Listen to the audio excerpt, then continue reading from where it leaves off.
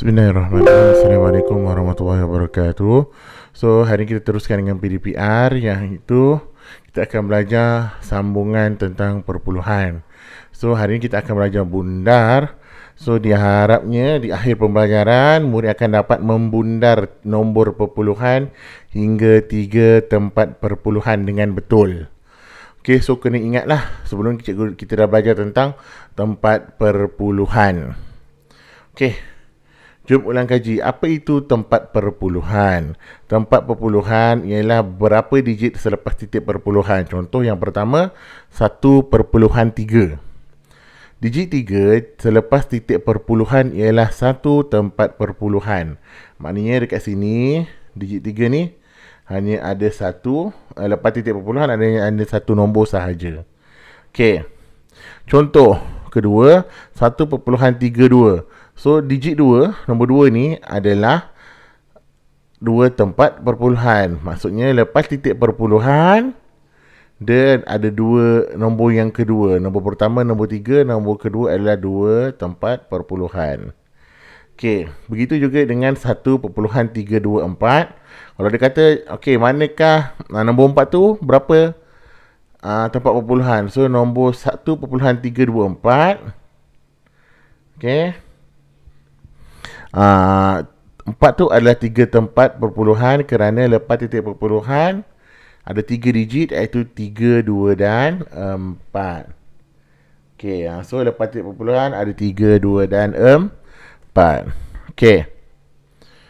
So, secara ringkasnya, okey, sekarang ni 1, perpuluhan 2, 3, 4 dan 5. Okey, 1, 2, 3, 4 dan 5. So, 1 nombor bulat. 2 ni selepas titik perpuluhan. Lepas titik perpuluhan, nombor 2 adalah 1 tempat perpuluhan.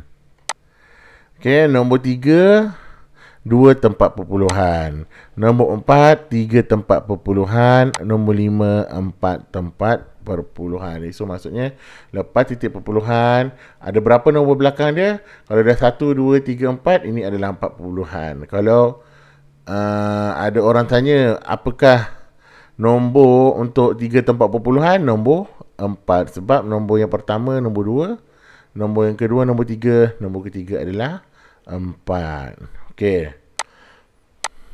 Ulang kaji untuk bundar pula. Tadi kita perpuluhan. Kita ulang kaji tentang tempat perpuluhan. Sekarang ni bundar.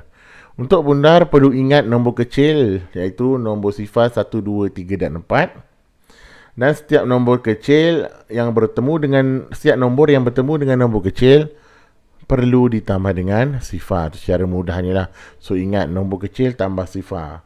Nombor besar pula, nombor 5, 6, 7, 8 dan 9. So, setiap nombor yang bertemu dengan nombor besar perlu ditambah 1.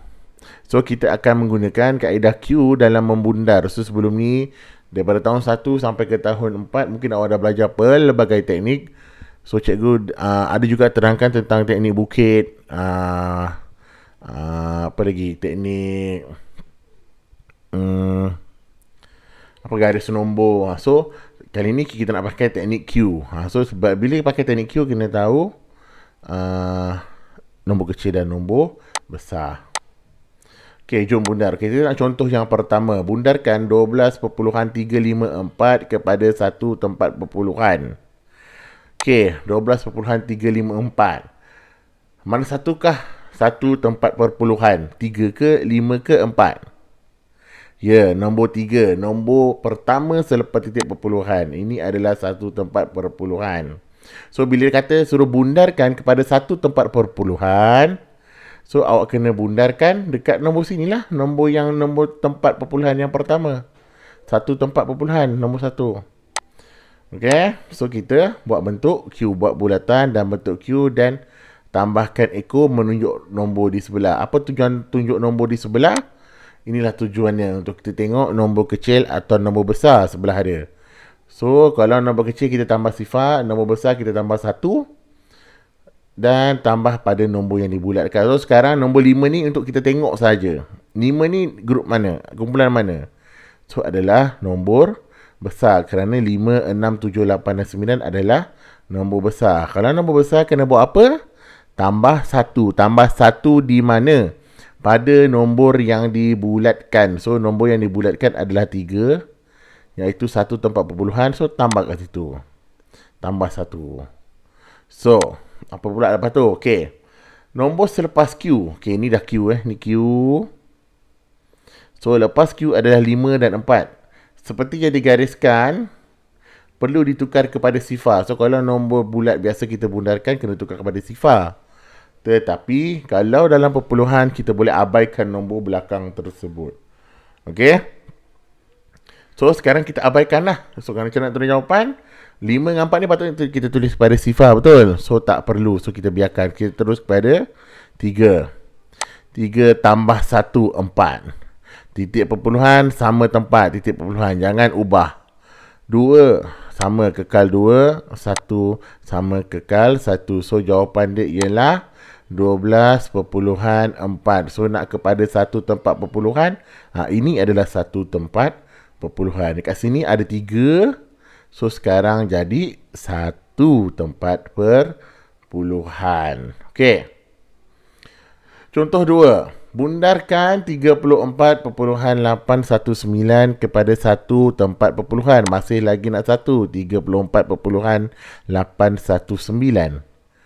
Mana tempat perpuluhan yang pertama? 8. Ni. So, bulatkanlah 8. Ekor tunjuk di sebelah. Sebelah ni tujuannya apa? Untuk tengok nombor kecil dengan nombor besar. So, 1 adalah nombor kecil. So, tambah sifar di mana? Bawah 8. So, tambah sifar bawah 8. Okey, lepas tu apa jadi dengan 1 dengan 9 ni? Apa jadi 1 dengan 9? Patutnya tukar kepada sifar, tapi kita boleh abaikan untuk perpuluhan. So, kita abaikan. Okey. Okey, so kita buat 8 tambah sifar 8, 1 titik perpuluhan, sama titik perpuluhan. 4 tulis 4, 3 tulis 3. So, jangan ubahlah. Melainkan kalau ada perubahan yang perlu dibuat tu, perlu dibuat. Tapi sekat ni, 8 tambah sifar adalah 8. So, tak perlu ada perubahan apa-apa. So, jawapannya adalah 34.8. Okey, contoh ketiga. Bundarkan 34.9, 8 dan 5 kepada satu tempat perpuluhan. Okey. Contoh sekarang 3, 4, 9, 8, 5. Satu tempat perpuluhan yang mana? 9. So, bulatkan 9. Okey, 9. Tengok nombor sebelah. Nombor sebelah ni nombor kecil atau nombor besar. So, 8 dalam golongan nombor besar. So, kena tambah 1. So, tambah 1 di 9. Okey, 8 dengan 5 buat apa? Buang. Buanglah dia. Okey. Buang. Okey, atau sepatutnya kita tukar kepada sifar, tetapi tidak perlu untuk perpuluhan. So, lepas tu terus tulis jawapan. 9 tambah 1 berapa? 10. Sepatutnya 10, tapi kita ada tulis 10 kat bawah. Macam operasi tambah biasa, bila kita ada lebihan, kita kumpul semula, kita letakkan di atas 1. So, 9 tambah 1, 10, sifar di bawah, 1 di atas, 4 depan dia. Bukan atas titik perpuluhan. 1 tambah titik perpuluhan dapat apa? Tak dapat apa-apa. So, tambah dekat nombor seterusnya. Titik perpuluhan kekal. 1 tambah 4, 5. 3 kekal sebab tak ada penambahan apa-apa. So, jawapan dia ialah 35 perpuluhan sifar. Kenapa cikgu tak padam sifar tu? Sebab kita bundarkan tadi kepada satu tempat perpuluhan. So, ini sebagai bukti. Ini adalah satu tempat perpuluhan. Tapi kalau tiada pun tak apa, tak ada masalah. Boleh juga. Okey. Contoh 4. Bundarkan 27.495 kepada 2 tempat perpuluhan. So, 27.495. 2 tempat perpuluhan adalah nombor 9. Nombor yang kedua tu namanya 2 tempat perpuluhan. Okey. So, kita bulatkan nombor 9. Dan tengok nombor sebelah dia, ingat ekor di sebelah tu. Nombor 5 tu nombor besar ke nombor kecil? So, dia adalah nombor besar. So, kena tambah 1 pada 9. Okay, lepas tu apa jadi? Okay, belakang selepas daripada Q tu semua kena tukar kepada sifar ataupun abaikan untuk perpuluhan. Okay, tak perlu buat. Kalau nombor bulat kita tukar kepada sifar. Okay, so nak tulis jawapan. 9 tambah 1, 10. Sifar di bawah, 1 di atas, nombor depan dia. 1 tambah 4, 5. Titik perpuluhan sama. 27 pun sama, 27. So, jawapan dia adalah 27.5 sifar. Anda kata awak nak padam, nak buat jawapan 27.5, tak ada masalah. Sebabnya, sifar tu tak memberi nilai, tapi kita meletakkan 2 tempat perpuluhan. Sebab kita dah nak suruh bundar kepada 2 tempat perpuluhan. So, mestilah ada 5 dan sifar. Sifar tu menunjukkan tempat perpuluhan kedua. Seterusnya, bundarkan 33.991 kepada 2 tempat perpuluhan. 33.991, 2 tempat perpuluhan adalah nombor 9. Nombor 9 tengok di sebelah. Nombor 1 adalah nombor kecil. So, bila nombor kecil kena tambah sifar. So, apa jadi dengan 1 tu? Boleh abaikan ataupun tukar kepada sifar. So, 9 tambah 9, 9 tambah sifar, 9. 9 kekal 9, tak ada perubahan. Titik perpuluhan 3 kepada 3 dan 3 kepada 3. Tak ada perubahan langsung, sama je. Okey. Contoh bundar 52.8917 kepada 3 tempat perpuluhan. Okey, 3 tempat perpuluhan di mana? Nombor 1 adalah 3 tempat perpuluhan. Kenapa? Dia adalah nombor ketiga selepas titik perpuluhan. So, lepas titik perpuluhan, dia adalah nombor ketiga. So, nombor pertama 8, nombor kedua 9, nombor 1 adalah ketiga. Sebab tu kita kena bundarkan pada nombor 1. Okey, 1. Tengok nombor sebelah, nombor 7. Dalam kumpulan apa? Nombor besar, nombor kecil? Ya, nombor besar. So, kena nombor besar kena buat apa? Tambah 1. So, tambah 1 pada 9. Okey. Pada 1. Pada tambah 1 pada 1. Okey. 7 selepas Q. So, digantikan dengan sifar ataupun boleh abaikan. Tak ada masalah. 1 tambah 1. Selesaikan 2. 9 kekal, 8 kekal, titik perpuluhan kekal, 2 kekal, 9 pun kekal. So, jawapannya 92.892. So, ini adalah 3 tempat perpuluhan terdekat. Contoh 6. 12.8995 kepada 3 tempat perpuluhan terdekat. So, 3 tempat perpuluhan nombor berapa? Nombor 9 yang terakhir. Okey, buat bentuk Q pada nombor 9 tu. Tujukan ekornya kepada nombor sebelah, nombor 7. Nombor 7 dalam kumpulan mana? Nombor kecil atau nombor besar? So, nombor besar. So, nombor besar kena tambah 1 pada 9. Nombor yang kita bulatkan. Baiklah. So, nombor 7 ni buat apa? Abaikan. Boleh. Nak tukar kepada sifar pun tak apa. 9 tambah 1, jawapannya 10. 1 letak atas. 9 tambah 1 pun 10. 1 letak atas. 1 tambah 9, 8. Titik perpuluhan sama. 2 tambah 2. 2 sama dengan 2. Bukan tambah. Titik perpuluhan pun sama. 1 pun sama. Tak ada penambahan apa-apa. Sama kekal. So, jawapannya 12.99 sifar. So, sebab kita kekalkan sifar-sifar tu, sebab nak tunjukkan itu adalah 3 tempat perpuluhan. So, ingatlah. 1 tempat perpuluhan selepas titik. 2 tempat perpuluhan nombor yang kedua selepas titik. 3 tempat perpuluhan adalah nombor yang ketiga selepas titik perpuluhan. Okay, rumusan. Ingat, tempat perpuluhan ialah digit keberapa selepas titik perpuluhan. Contoh kalau digit tu digit yang kedua. So itu adalah 2 tempat perpuluhan. Kalau digit tu digit yang pertama, itu adalah 1 tempat perpuluhan. Okey. Ingat, untuk bundar, sila pastikan murid jelas dengan nombor kecil, iaitu nombor sifar 1, 2, 3 dan 4. Kita tambah sifar. Dan nombor besar 5, 6, 7, 8 dan 9. Kena tambah dengan 1.